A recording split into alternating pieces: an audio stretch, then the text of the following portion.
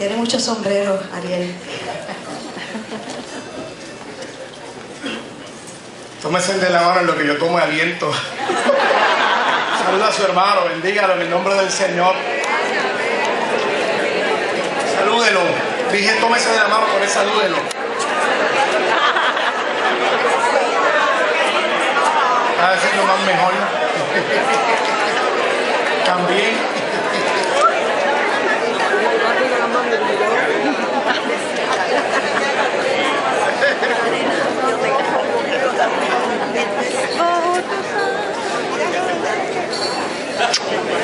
Emiliano está en proyección, Javier.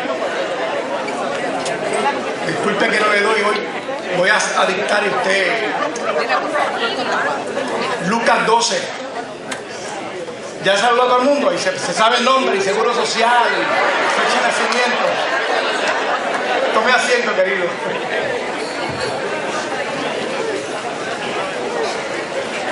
Qué bueno que estamos en la casa del Señor, amén. Podemos disfrutar de la coinonía de los cristianos y las cristianas cuando estamos en su casa.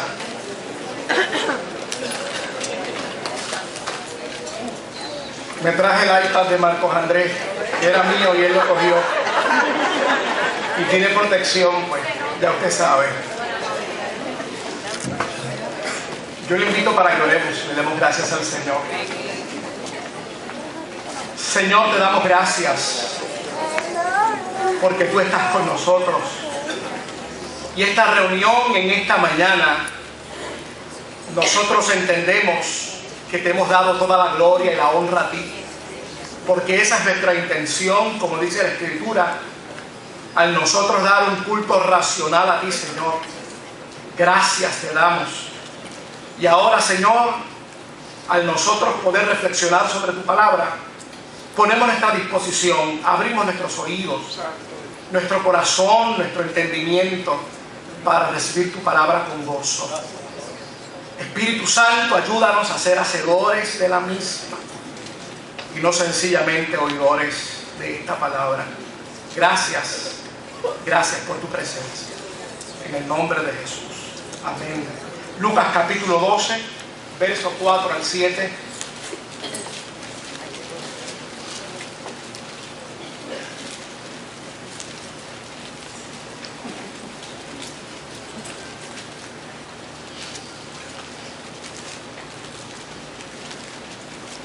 La Escritura tiene la respuesta para toda la problemática que nosotros y nosotras atravesamos durante el peregrinar de la vida. El fiscal, el señor del Ministerio Público, me pregunta en una situación que teníamos que trabajar en la pastoral en un caso de violencia doméstica, específicamente un caso de ley 54.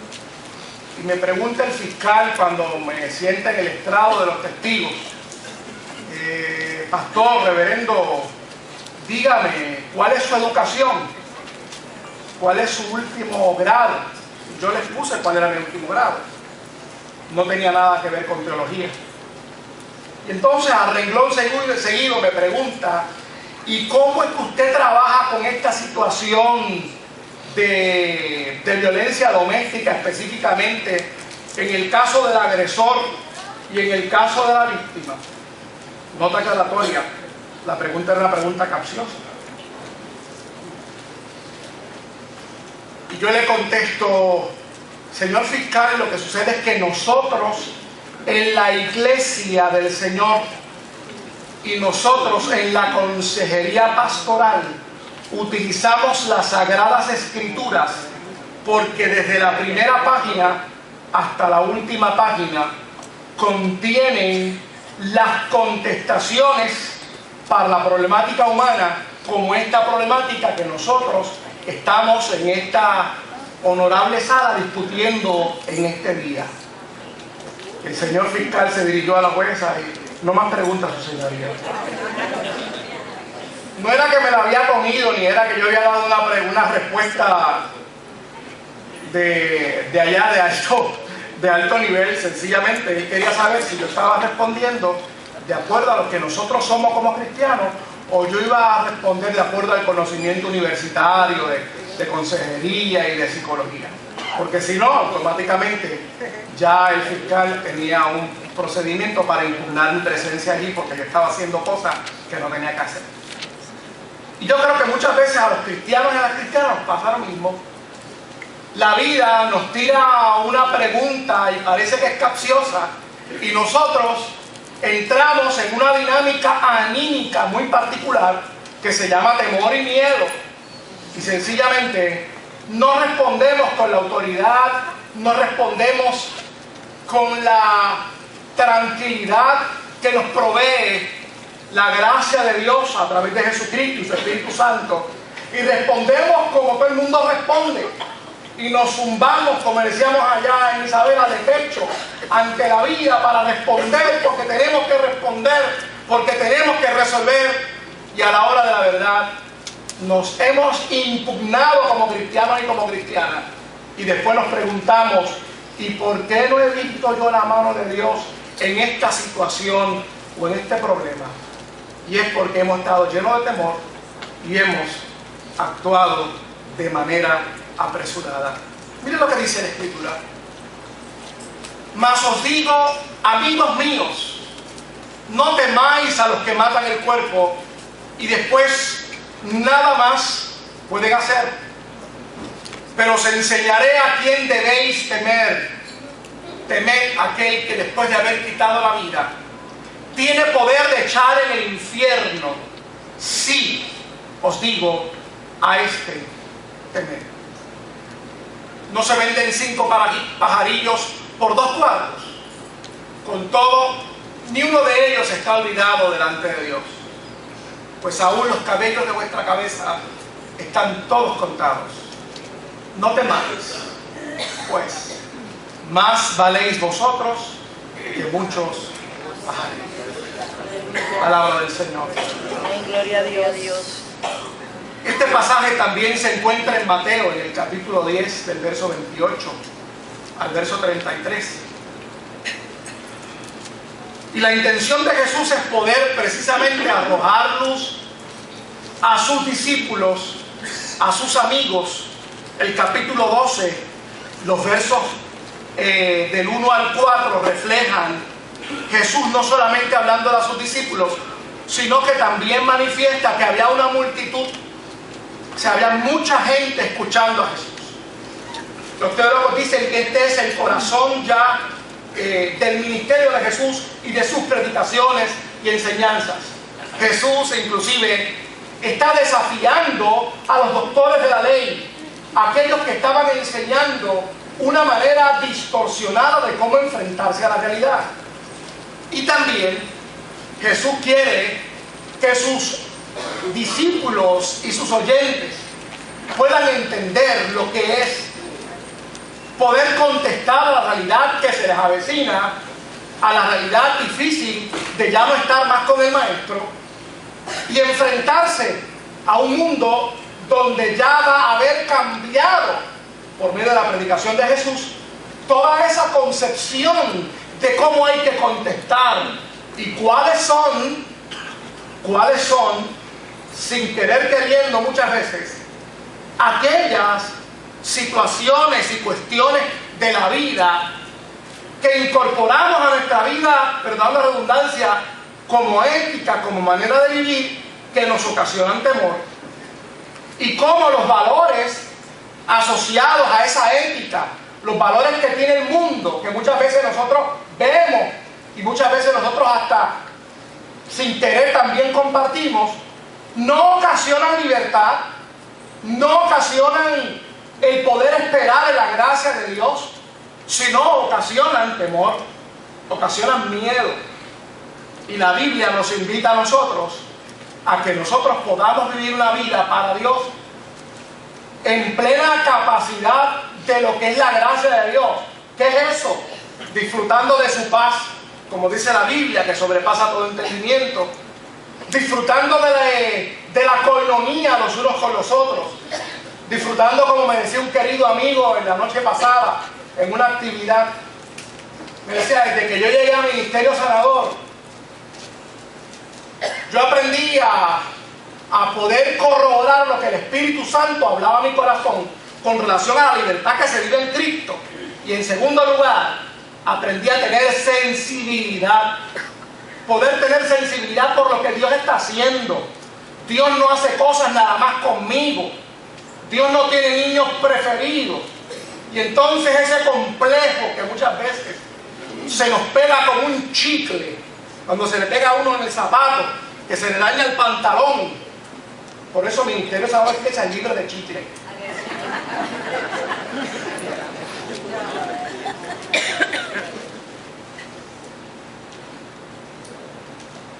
Esas situaciones que se le pegan a uno, que uno no sabe que por dónde fue que entraron a la mente, y que uno algunas veces no responde, no goza, y escucha los tesoros maravillosos que tiene la Escritura, pero como que no los puede disfrutar.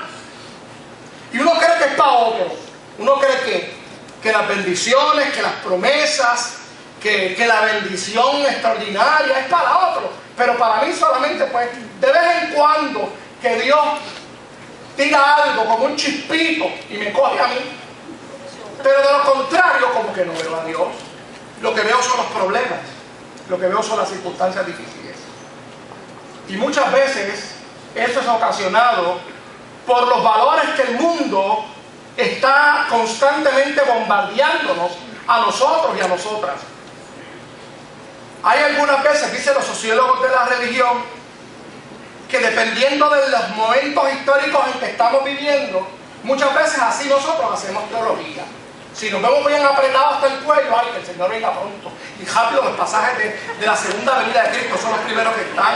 Entonces, si se cae, qué sé yo, se cayó una montaña que se movió, eso, mira, aquí está en Mateo 25 que dice que las montañas se moverán. Entonces, los sociólogos dicen que muchas veces la iglesia funciona de esa manera. En los años 70 había una lucha contra el mundo y los coritos favoritos eran: yo quiero vivir con Cristo, el mundo no puede ser mi hogar. Y había una teología concentrada a esa santidad, a esa separación entre esos valores que pululan, esos valores que están todos los días en el mundo, y la iglesia lo tenía claro. Y la iglesia hace la distinción sin ningún temor. Y ese miedo es el miedo que Jesús está percibiendo en sus discípulos. Es el miedo que tenían aquellas 4,000 o 5,000 personas que estaban siguiendo a Jesús. Le están presentando unos valores nuevos. Y allá los líderes, los fariseos, los saduceos están presentando otros. Y esto está provocando miedo, escucha bien, en los amigos de Jesús. Mire lo que dice la Escritura con relación a estos valores que Jesús está rechazando. Está en Lucas capítulo 11, del 39 al 34. Es una narración específicamente de la mentalidad farisaica, de la mentalidad de los saduceos. Y Jesús los está descubriendo, Jesús los está confrontando de una manera muy sabia.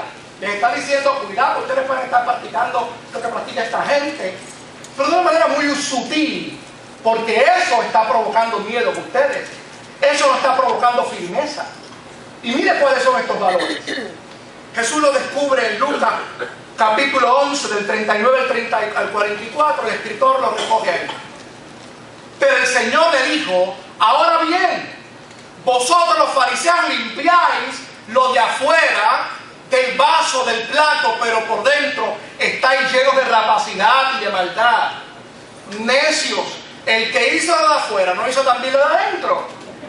Pero dad limosna de lo que tenéis y entonces todo será limpio. Mas ay de vosotros, fariseos, que diezmáis la menta y la ruda y toda hortaliza y pasáis por alto la justicia y el amor de Dios. Esto os era necesario hacer sin dejar de hacer aquello. Ay de vosotros, fariseos, que amáis las primeras sillas en las sinagogas y en las salutaciones en las plazas. Ay de vosotros, escribas y fariseos, hipócritas, que sois como sepulcros que no se ven y los hombres que andan encima no lo saben. Saltamos al 46, Emiliano. Y él dijo: ay de vosotros, también intérpretes de la ley, porque calláis a los hombres con cargas que no pueden llevar, pero vosotros ni aún con un dedo la tocáis. Y terminamos con el 47. Ay de vosotros que edificáis los sepulcros de los profetas, a quienes mataron vuestros padres. ¡Qué confrontación de Jesús! Estos valores que esta gente predican son los valores que la gente los está aceptando. ¿Cuáles son esos valores? La apariencia y la superficialidad. Aquello que debe ser primero no está primero. Tenemos las cosas que son aparentes, alegadamente lo más importante, pero cuando lo pasamos por el sedazo de la Escritura no llegan ni a primera base. Sin embargo, a eso es lo que le estamos dando importancia. O sea, es más importante, posiblemente, con todo el respeto, llevar a nuestros muchachos al parque, porque se nos pierden en las drogas, pero no los sentamos en casa para enseñarles un corito y leerle la Biblia. Como que nos hemos distorsionado la realidad.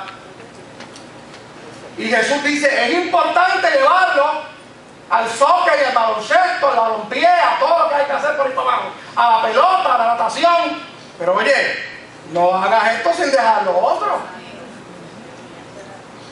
Esa falta de priorización en nuestra vida son los valores que Jesús está diciendo.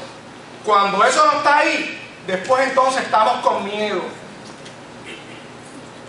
La injusticia, la falta de amor, el menosprecio a los demás.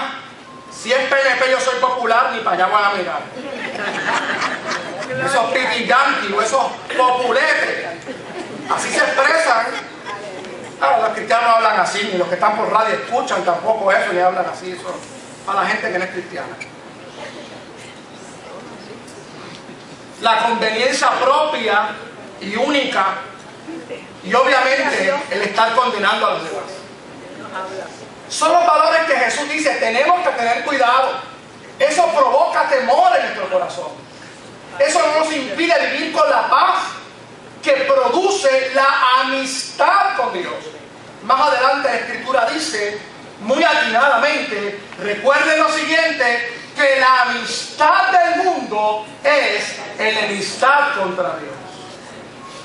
Y Jesús les está llamando aquí a estos hermanos, a discípulos y a estos oyentes, mis amigos.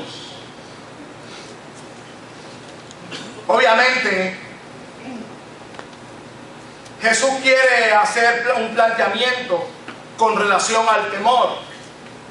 Y si nosotros llevamos al momento histórico en que estamos viviendo, ¿de qué temor estamos hablando?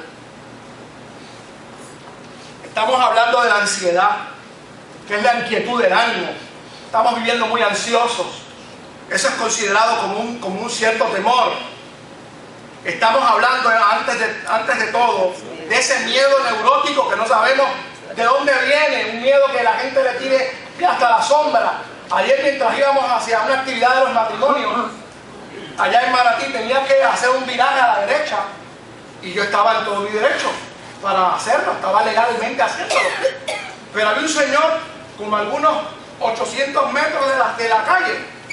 Yo no sé lo que pasó. Cuando él vio la guagua que iba por ahí, él ha pegado un brinco que por poco se agarra y se pone encima del otro.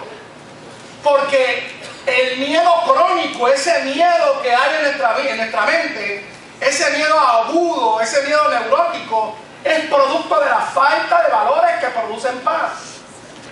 Ya dije que la ansiedad, que es esa desesperación, que uno no puede mantenerse tranquilo, esa preocupación excesiva, lo producen esos valores que están en el mundo y que no están perpetuamente viviendo la vida de los cristianos, como debe ser. El terror, que es el miedo a los sucesos repugnantes, puede ser también parte de la forma de nosotros interpretar lo que estamos viviendo. Los sustos, hay gente que está asustado el tiempo. Todo el tiempo es un susto. El sobresalto, el susto repentino. Y yo recordaba esto en el estudio bíblico que le decía a los hermanos, estábamos hablando, porque estábamos estudiando las cartas del Apocalipsis, las 7 iglesias, las cartas de las 7 iglesias. Iglesia que en la década de los 70 hubo una reafirmación de la predicación de que Cristo viene pronto. Y hubo cientos de casos, miren lo que estoy diciendo, de gente que llegaba a la casa y como encontraba la puerta abierta, la estufa prendía y llamaban a la esposa, fulana, y no había nadie. Arrancaban a gritar y a llorar porque Cristo había venido y ellos se habían quedado. Eso pasó cientos de veces, hermanos. Cientos de veces.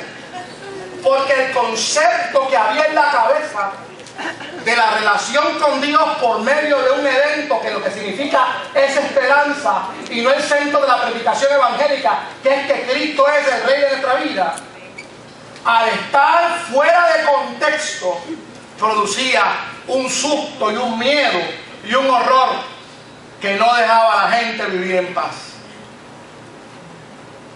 Dentro de este renglón de miedos están los sobresaltos, que es los sustos repentinos, y finalmente el pánico, que es un miedo intenso.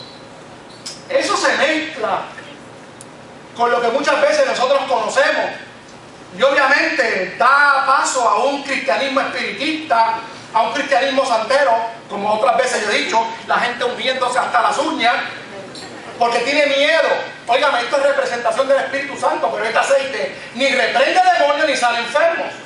El que sana es el Señor. Amén. Y el que reprende y echa fuera todo espíritu es el Rey de Reyes y Señor de Señores. Pero la ansiedad crónica de los cristianos y las cristianas nos llevan a mezclar, a hacer una mezcolanza de un cristianismo lleno de temor, donde no hay alegría, no hay gozo. No se puede gozar un chiste del hermano Gamaliel. No se lo pueden gozar.